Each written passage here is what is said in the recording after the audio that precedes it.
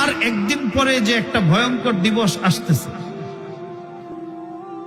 এ দিবসের যে ইতিহাস, এ দিবসের যে ভয়াবহতা যদি কোনো যুবক অনুধাবন করতে জানতো, কসম খোদার, ওই দিনে যুবককে লক্ষ টাকা দিলেও সে এই দিবস উদযাপনের জন্য তার ঘর পরিত্যাগ করে রাস্তায় নামতে পারত না। গুগলে যদি কেউ জানুস লেখে তাহলে একটা দেবতার ছবি আসবে তার সামনে, যে দেবতার দুই পাশে দুইটা চেহারা। খ্রিস্টপূর্ব 47 সনে একজন খ্রিস্টান এই দিবসের আবিষ্কার করছে, যার নাম হচ্ছে 31st নাইট। 31st নাইট কাকে বলে? ডিজিটাল ঘড়ি এই যুগে প্রত্যেক মসজিদেই প্রায় আছে, যার মধ্যে ডিজিট সংখ্যা হচ্ছে 6টা, 2টা ঘন্টার, 2টা মিনিটের, 2টা সেকেন্ডের, 3টা পার্টে 6টা সংখ্যা, ঠিক কিনা বলেন? এই 3টা সংখ্যা যখন 31 তারিখ দিবাগত রাত্রে 000 হয়, অর্থাৎ 6টা 0 যখন হয়, ওটাকে বলে 0 আওয়ার। ওই ঘন্টা, ওই সময়টাকেই পশ্চিমা বিশ্ব 31st নাইট নামে অভিহিত করছে, 31st নাইট নামে এই সমাজে চালায় দিছে। এই সময়টাকে কেন্দ্র করে কক্সবাজার সমুদ্র সৈকতে বিশাল বড় কনসার্টের মঞ্চস্থ করে, ঢাকা ভার্সিটি টিএসসি চত্বরে মঞ্চায়ন করা হয়।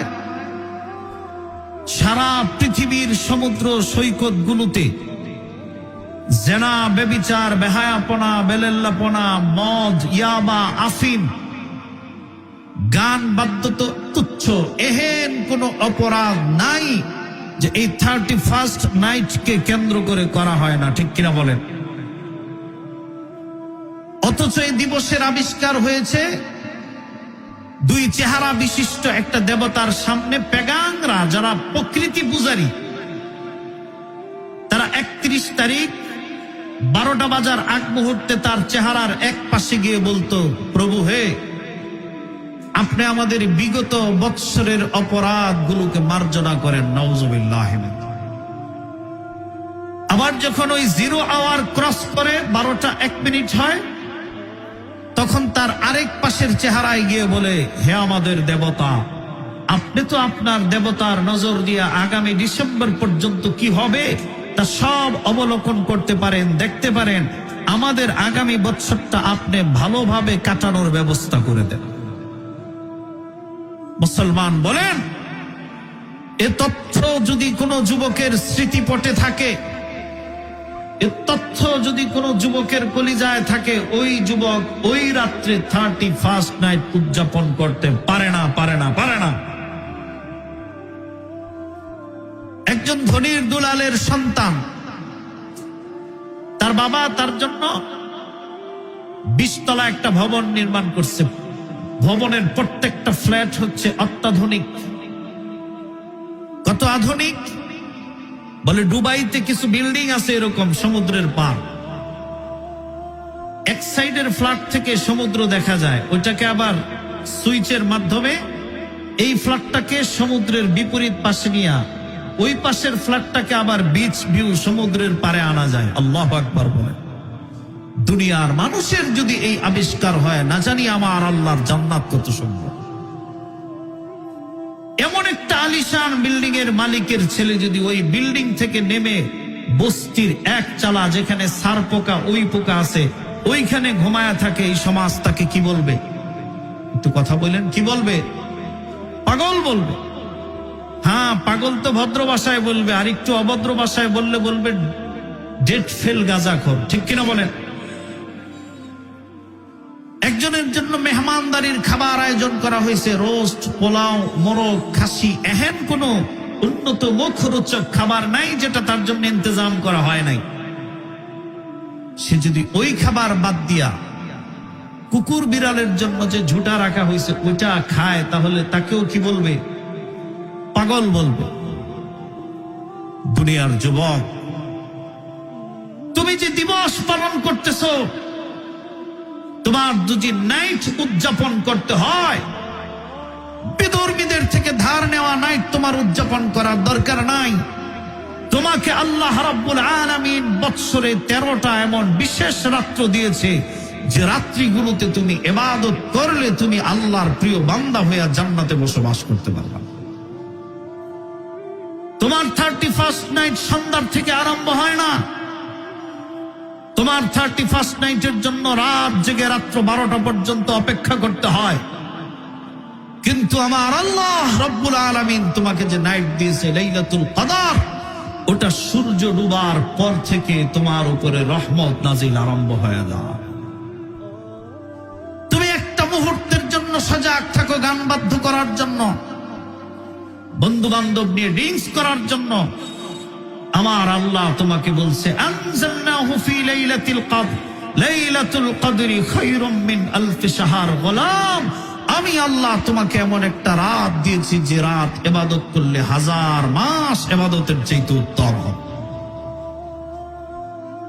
জিবরিল ফেরেশতা সমাজে নামবে, সেদিন পৃথিবীতে নামবে, বলবে আল্লাহ, কিছু লোক তো দাঁড়ায় তোমার ইবাদত করতেছে, বলবে তার উপর রহমত নাজিল করো। কিছু লোক দাঁড়াইতে পারতেছে না, সে বসে আছে, বলবে তার উপর রহমত নাজিল করো। কিছু লোক বসতে পারে না, শুয়ে আছে, হসপিটালের বেডে আছে, কিন্তু এই জিহ্বাটাকে নাড়াচাড়া করে সে হসপিটালের বেডে থেকেও বলতেছে লা ইলাহা ইল্লাল্লাহ। আল্লাহ পাক বলবে তার উপরেও তুমি এই রাত্রের রহমত নাজিল করতে থাকো। তোমার তো এই পচা হাড্ডির পিছনে দৌড়ানোর কথা ছিল না যুবক। আল্লাহ তাআলা তোমাকে লাইলাতুল বারাতের মতো একটা রাত্র দিয়েছে। 3 নম্বর 4 নম্বর আল্লাহর রাসূল বলে মান কামা লাইলাতুল ঈদাইন মুহতাসিবান, যে ব্যক্তি লাইলাতুল ঈদের 2 ঈদের আগের রাত্রগুলোতে ইবাদত করে, আল্লাহ তাআলার রাসূল বলেন লা তামুত কলবুহু ইয়াওমা তামুতুল কুলুব,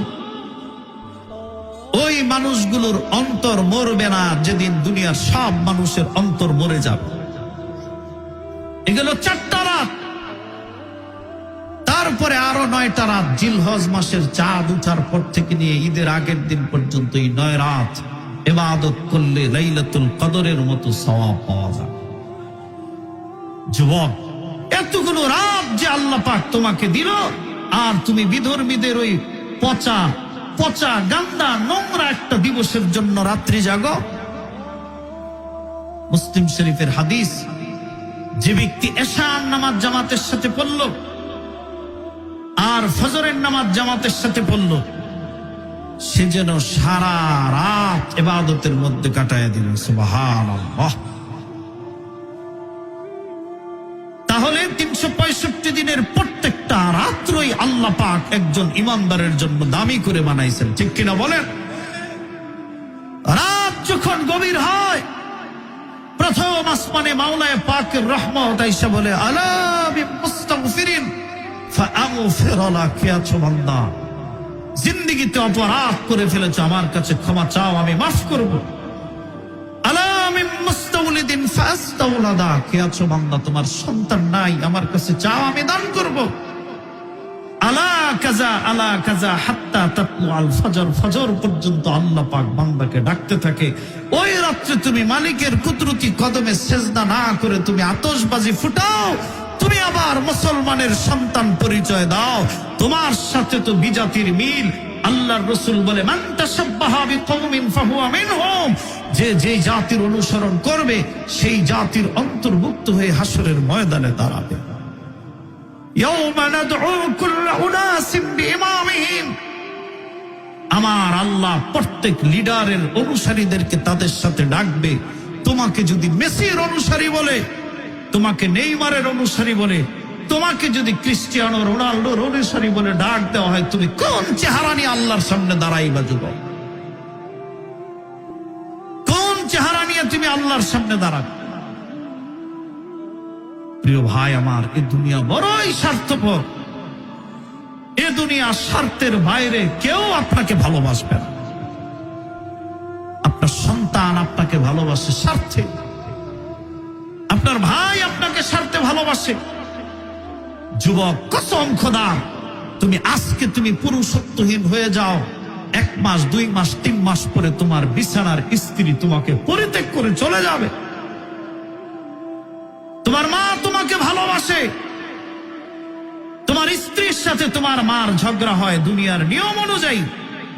তুমি 5 দিন তোমার স্ত্রীর পক্ষে বলে, 6ষ্ঠ দিন যদি তোমার মায়ের পক্ষে না বলে স্ত্রীর পক্ষে বলবা, তোমার মা তোমাকে ভালোবাসবে। তুমি রিক্সা চালায়া, ভ্যান চালায়া সংসার আগলায়া ধরে রাখছো। তোমার ছোট ভাই আমেরিকা গিয়া শনিয়ে শনিয়ে 8 দিন, শুক্র 8 দিন টাকার মালিক হইছে। দেখবা তোমার মা বাবা দমে দমে তার নাম নিবে, তোমার নাম নেওয়া ভুলে যাবে। কারণ তার কাছে তার মা আর বাবার স্বার্থ বেশি হয়ে গেছে। দুনিয়ার কেউ স্বার্থের বাইরে তোমাকে ভালোবাসবে না। ছোট্ট বাচ্চা 2টা মেয়ের জন্য আপনি আইসক্রিম নিয়ে বাসায় ঢোকেন, একটা বাচ্চাকে আইসক্রিম দেন, আরেকটা বাচ্চার আইসক্রিম আপনি লুকায় রাখেন। দেখবেন যেই বাচ্চার জন্য আনেন নাই সেই বাচ্চা আপনার দিকে তাকাবে না, সে অন্য রুমে চলে যাবে। নিঃস্বার্থ ভালোবাসে একমাত্র আল্লাহ। কে? আল্লাহ। এলাকার ইমাম, এলাকার মুয়াজ্জিন 1টা 2টা ভুল করলে কমিটি তাকে রাখেন। দুনিয়ার মা বাবা সন্তান একাধিকবার যদি বিচারের মজলিসে মা বাবাকে কাঠগড়ায় দাঁড় করায়, ওই মা বাবা পর্যন্ত সন্তান পরিত্যাগ করে। কিন্তু আমার আল্লাহ বলে, লাউ বালাগাত যুনুবুকা আনানাস সামা, গোলাম, তোর গুনাহ যদি আসমানের মেঘমালার সমান হয়, ফাস্তাগফিরতানি গফরতু লাকা, তুই আমার কাছে মাফ চাইলে আমি আল্লাহ তোরে মাফ করে দিব। এরকম ব্ল্যাঙ্ক চেক কেউ দিবে না আপনাকে। দুনিয়ার কোন ভালোবাসার মানুষ বলবে না যে তুমি ভুল করো আমি তোমাকে মাফ করে দেব। আপনি একটা পরকিয়া করেন, আপনার স্ত্রী আপনার ইজ্জতের 12টা বাজায় আপনার বিরুদ্ধে সালিশ বসাবে, ঠিক কিনা বলেন? আপনিও আপনার স্ত্রীর অপরাধ ধরতে পারলে আপনি তাকে ছাড় দিবেন না।